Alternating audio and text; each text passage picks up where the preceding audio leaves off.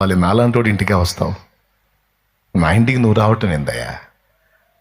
యేసు ప్రభు జక్కయ్య నేడు నేను నీ ఇంట ఉండవలసి ఉన్నది అనే మాటే వాడాడు, కానీ ఇంత దుర్మార్గంగా డబ్బులు వసూలు చేస్తున్నావు, నాశనం అయిపోతావరా, నరకానికి పోతావరా, అట్టబోతావరా, ఇట్టబోతావు, అది ఏం చెప్పలా.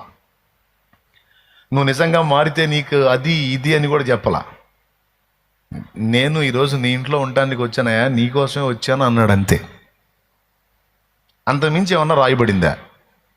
ఉంటే చెప్పండి. స్తోత్రం.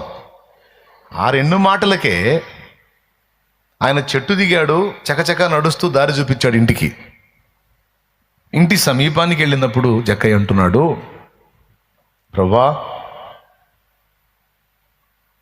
నా ఆస్తిలో సగం బీదలకు ఇస్తున్నాను అన్నాడు.